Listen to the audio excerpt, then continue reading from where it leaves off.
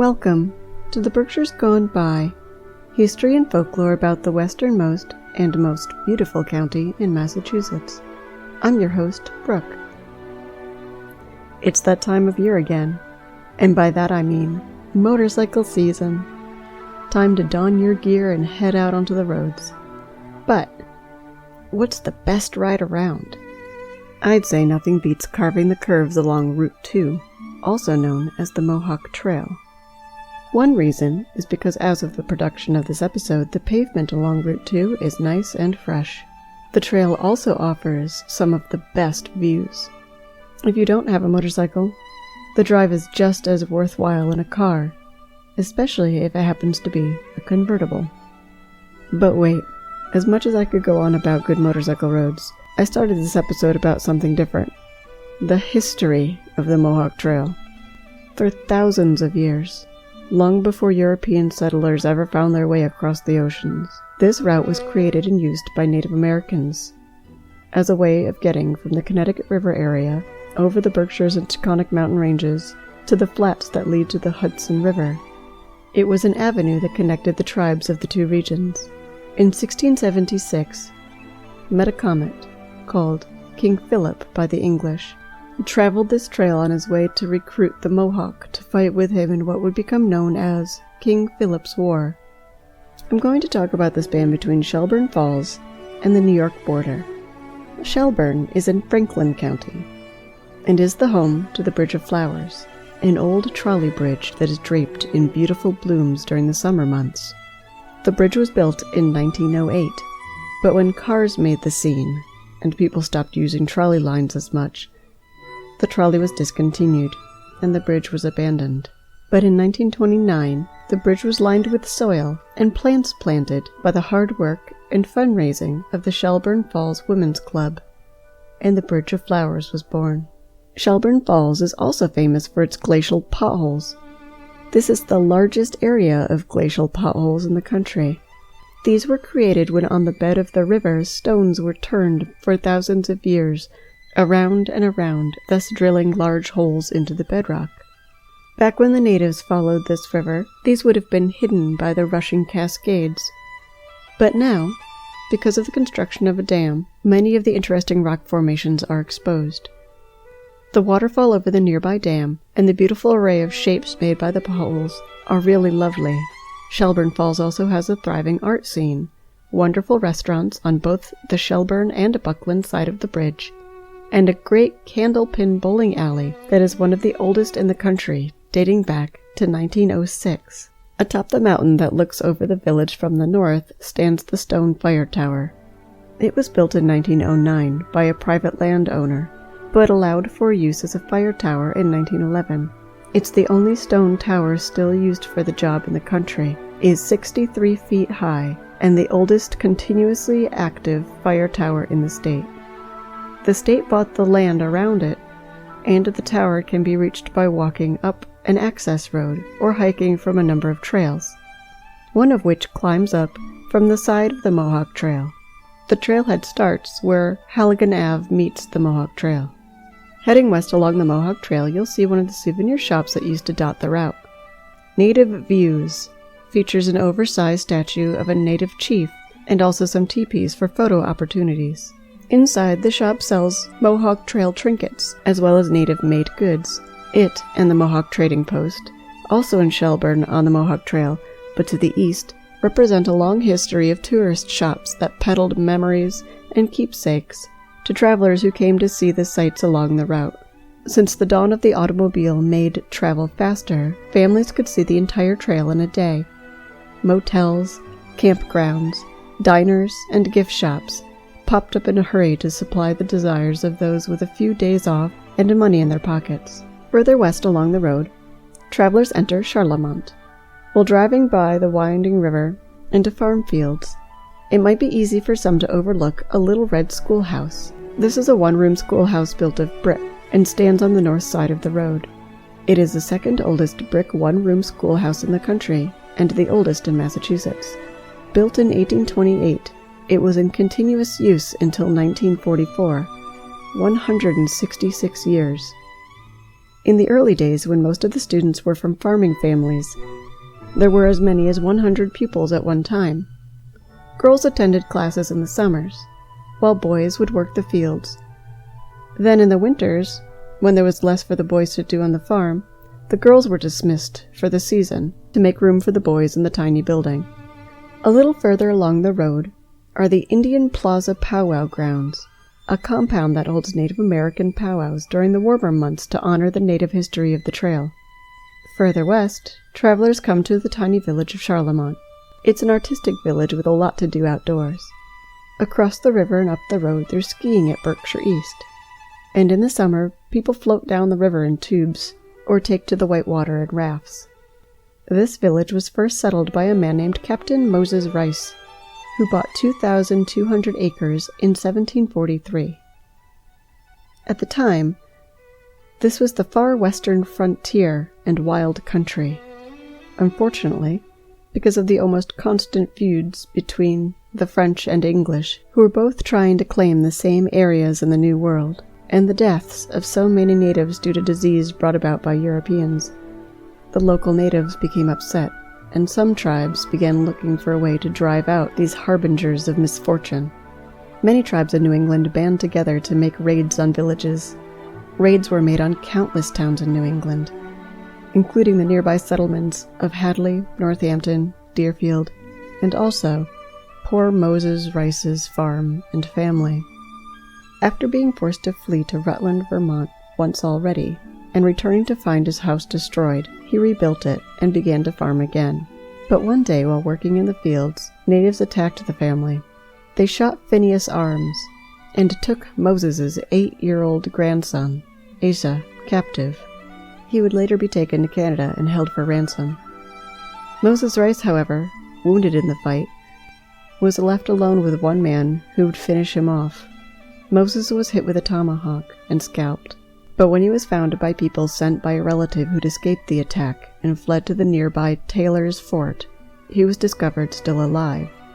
He was brought to his son's home, which was very close to his own, but he couldn't be saved and passed away that evening. It was not, however, the Mohawk that attacked anyone. They were for the most part peaceful and kind toward the settlers at the time.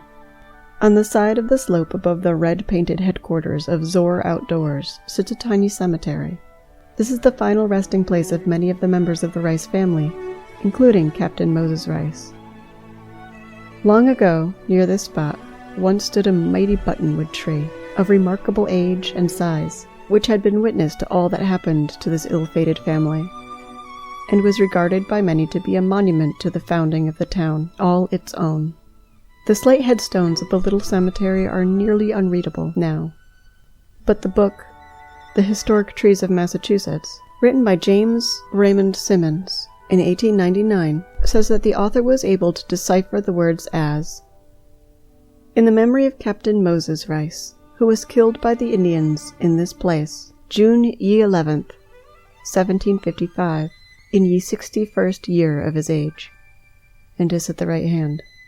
"In memory of Mr. Phineas Arms, who was killed by the Indians in this place, June ye 11th, 1755, in ye 24th year of his age," and is at the left hand. Sacred to the memory of Dean Aaron Rice, and Freedom, his wife, who, having sustained the hardship of an infant frontier in time of war, having reared a family of 11 children, 9 of whom he interred in this ground, and lived together in happy wedlock 54 years, departed this life the first, December 2nd, 1808, aged 84. Years of the other, September 15th, 1809, aged 79. And they were both righteous before God, walking in all the commandments and ordinances of the Lord blameless. The author of this book also states the following: "These graves were exhumed some years ago, and the bullet that killed Phineas Arms was found lodged in his skull. It may be seen at the historical rooms in Deerfield. In the midst of the crumbling slabs of slate stands a large granite monument of more recent origin, intended as a permanent reminder to the first settler of Charlemont, but more fitting than any other while it remains will be the living monument of the buttonwood tree. its topmost branches reach to a greater height than the graves on the hill, for the tree is 98 feet high, beneath the branches which spread themselves over 85 feet of space, passes the trail, and near the massive trunk, 16 feet in circumference, still bubbles the crystal spring water. A little western more, traveling through town wasn't always an easy and enjoyable event. There was once a time when a toll had to be paid in order to travel along this road. People would try to avoid paying the extra expense by fording the river in an area just beyond the village. This spot is now a parking rest area and has an historical marker.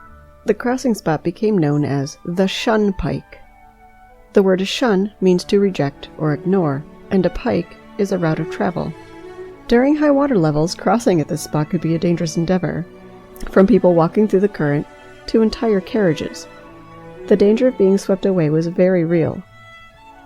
In 1797, because of the stubbornness of Charlemont locals to pay the toll and the danger of the crossing, toll houses were shut down throughout the state, and people were finally able to travel wherever they wanted without a fee. Westward along the trail, and a bridge crosses the river. Here you can see that the ends of the bridge are adorned with the proud busts of Native American men. And just past that, on the left, stands a great monument, a park, and a statue of a Native American man holding his arms to the sky. This bronze statue is called Hail to the Sunrise, and more than 2,000 people attended its unveiling in 1932. The nearby reflecting pond is surrounded by stones inscribed by tribes from all over the U.S. A bit further along the road, and the Mohawk Trail stops following the Deerfield River, and starts following the Cold River into a deep pass between the mountains. It's this spot, just past the railroad bridge, that the Wheeler family owned long, long ago. Across the river from this spot still stands the Wheelers' conjoined grave stone, that of John and his wife. They are the ancestors of 5 American presidents: Garfield, Ford, Hoover, and the 2 Bushes. Now their lonely grave marker is all that's left of their homestead on the edge of the colonial frontier, where they raised sheep. It is also known for certain that this span of the trail through the tight winding pass is also the trail that Benedict Arnold followed during his travel from Boston to Fort Ticonderoga, which is just north of Lake George in New York, or just south of Lake Champlain, when he was still a patriot for America. It's said that along the way he gathered men to fight for him and to capture a few cannons and munitions from the fort, and when passing through the village of Charlemont, he crossed the river at the Shun Pike, with all of his men in tow, to, of course, avoid the toll. He made it to Ticonderoga, met Ethan Allen there, who had gathered an army of his own, but the 2 huge egos of Arnold and Allen instantly butted heads. Some long talks were necessary for the 2 to finally come to the realization that they were after the same goal. Why not work together? They overtook Ticonderoga without a single shot fired. Pure intimidation. They got what they wanted, and the parties parted ways. On the way back, the mass of them marched along the trail, all the way to Boston, dragging the stolen cannons behind them. The road that is called the Mohawk had to be moved over the years to accommodate cars, but for the most part follows the original trail. Within the Mohawk State Forest, which occupies the area, runs a path that is unpaved and is indeed the very trail that the Native Americans forged, and that Benedict Arnold and his stolen cannon, his newly gathered militia, and the great chief Metacomet once traveled upon. And since there are quite a few groves of old-growth trees remaining in this forest, some of those trees stood during that time. The Mohawk Trail State Forest was created in 1921 and became a popular destination for hiking, camping, swimming, and other outdoor activities. Its rugged beauty drew travelers from all over, and still does. From here, the road crosses the county border from Franklin County into the Berkshires. It runs a dividing line between the towns of Savoy to the left and Florida to the right. The first few miles of road into the Berkshires are winding and beautiful. The river rushes along, and during bad storms, when all the rainwater hurries down the mountainsides, this river has washed away large stretches of riverbank, leading to the extra reinforcements along the roadway today. The road gains in elevation as it comes up and out of the mountain pass, and then it crosses completely into the town of Florida. Florida, for a long time, has charmed people with its name, seeing as how its high elevation makes for some of the most brutal winters in Massachusetts. Florida has a rail line running through it as well, from the eastern border town near the Mohawk Trail, clear across to the western side at North Adams, but you'll never see any train chugging by, because it's all underground. The great project, the Hoosick Tunnel, was dug out just over 5 miles long, under the mountains, thus under the town of Florida. Trains still pass through every single day, but neither hide nor hair of them are ever seen, for they are deep within the earth. A tunnel of its length had never been attempted before, and its construction would eventually cost hundreds of lives, and was the first place where the invention of nitroglycerin was used, and the first place that it was discovered that the substance was not explosive when frozen. Before that, it was thought that nitroglycerin was most stable at 90 degrees Fahrenheit. Westward still, old motels that have been abandoned are seen. In the 1920s, the Mohawk Trail was a popular honeymoon destination. In the 1950s and 60s, these motels thrived. But in the current climate, when people would rather drive the entire span of the trail in a single day and stay at one of the larger towns, these establishments have been abandoned. There's the Eastern Summit Motel, which stands empty and for sale. The front of the building faces the wide view over the valley to the north. Across the street stands a building that was once the Eastern Summit gift shop. There once stood here a scenic tower that tourists could get a better view from. Today it's a seasonal curiosity shop. The Whitcomb Summit Retreat, formerly the Whitcomb Summit Motel, is up on top of the mountain and still operates. It's popular with motorcyclists, and is even an attraction for snowmobilers in the winter.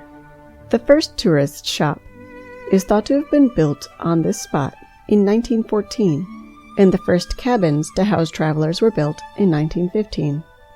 This retreat was also the home of one of the last scenic towers. Now, the only remaining roadside tower on the Mohawk Trail stands in the opposite direction, east of Shelburne Falls, in the town of Greenfield, Massachusetts, and is called Longview Tower. However, this tower is no longer open to the public.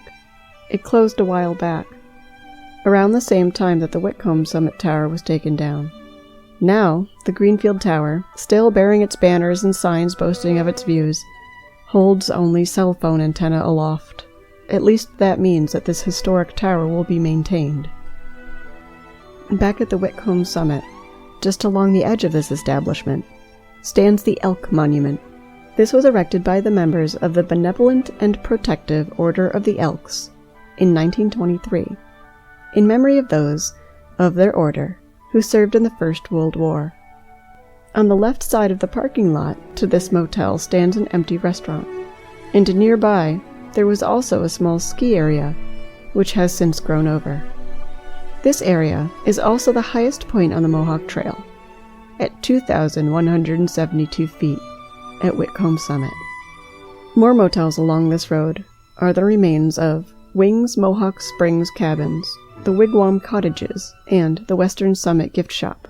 This spot still has a deck with an outlook and great views of the Berkshires.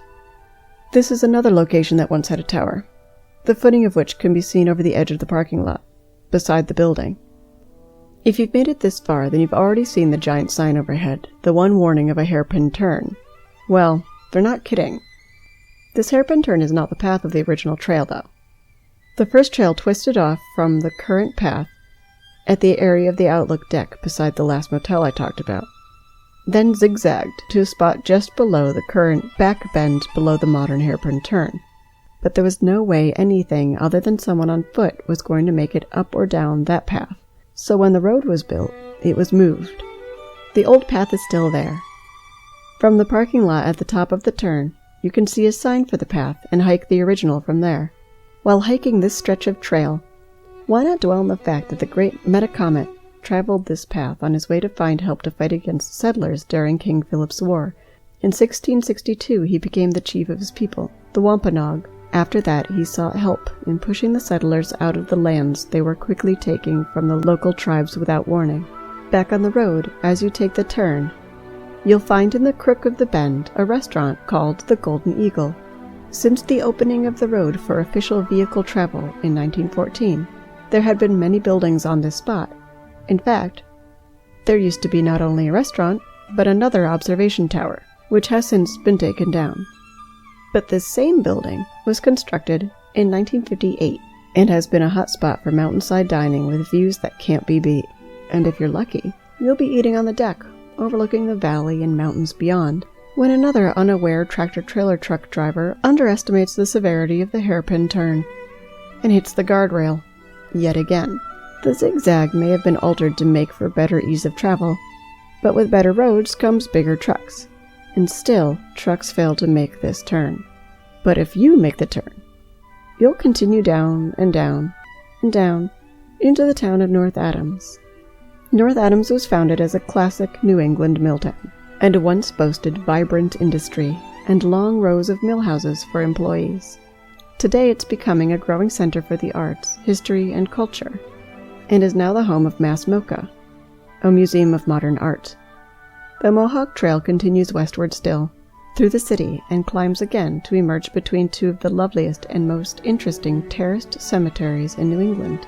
The beautiful Victorian hand-carved stones show a riches of skill and art, and the stepped layout of the hillside grounds offer wonderful innovation in landscaping. Westward more, and you'll come across a car wash and an oriental buffet. These aren't of historic significance, but at the back of the parking lot of this plaza, a traveler can find a standing chimney. This used to be Fort Massachusetts. In 1746, the French raided the fort and took control of the tiny outpost town. The fort was left to rot after things settled back down, and was long gone by the time the town began to really thrive. The fort was reconstructed and became a popular tourist destination during the 1950s and 60s. But again it was let go and crumbled away. Now the chimney stands as a monument, along with a nearby stone that holds a plaque. Further along the road still, you'll cross into Williamstown, home of Williams College, a historic American institution of higher education, founded in 1793 as a men's college. It didn't allow women until 1970. A short detour down Cole Ave just before the college will bring you to Hoosick Ave. Turning left here will bring you past an ancient attraction for natives and everyone since who traveled this route. At Springwater Lane, you'll find Sand Springs, an extremely rare New England hot spring, where the water flows from the ground at a comfortable 73 degrees, year-round. It's long been said that this water has healing properties. The natives used to stop and take time to bathe and relax here, and not much further along, European settlers did too. It was in 1827 that Sand Springs opened as a source of bottled, curative waters, and also as a bathhouse with the ability to cure many ailments. Throughout the Victorian era, people traveled to the site, and it's still there, fully functioning and open during the warmer months for swimming. Its Sand Springs bottled water is sealed up and sold for drinking water to this day. Back on Route 2, and you'll pass through the historic Williams College itself. Further west, the road splits and rings around a rotary. Built at the center of this rotary is a replica of an early settler's house. The little one-room home is open for tours on weekends. This rotary is also very close to the Great Clark Museum of Art, which houses some of the most outstanding works of art collected by Berkshire notables since colonial times, and donated to the Historic Museum from around the world and by some of the most famous artists throughout history. After the rotary, Route 2 will share the road with Route 7. This was not originally the case. In the beginning, there was no rotary at all. Main Street, Williamstown, continued straight past this spot, as it does, but then right up and under the mountain called Birch Hill, and into New York State. But the road was hard going and difficult to maintain, so it was left to grow over, and the new Route 7 was constructed. It turns south, and follows a very new path, but then the two routes split again, and Route 2 heads west, upward to the mountain ridge. This is called the Petersburg Pass. Once at the top of this road, at the ridge, pull over into the parking lot to the left. There was, long ago, yet another trinket shop here, called the Mohawk Trail Tourist Shop. It, too, had a tower for travelers to climb, and from the top, you could view 3 states. But fast forward to the 1960s, and welcome to the old Petersburg Pass ski slopes. In 1962, a ski area was opened here, and if you care to hike up the mountain at the back of this parking lot, you'll find at the top the footings for the old chairlifts. Unfortunately, the ski area was bought out in 1967 and closed in 1969. It was bought again, and another go was made of it. A few new trails were built, but some never even had time to open. A new base house was even constructed, but it struggled along for a while before closing for good in 1980, because of fiscal mismanagement. The new owner, it seemed, simply dreamed too big for his budget. But the story doesn't end there completely, because the double-chair ski lift was sold to Butternut Ski Resort, and still carries skiers to the top of the slopes there, each snowy season. And as for the old ski area at the pass, it's become a popular winter destination for people looking to do some backwoods skiing.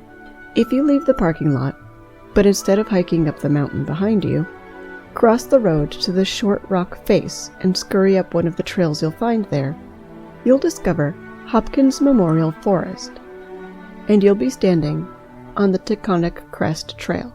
If you follow this for a few miles, you'll come across a stone marker that indicates where the borders of New York, Massachusetts, and Vermont meet.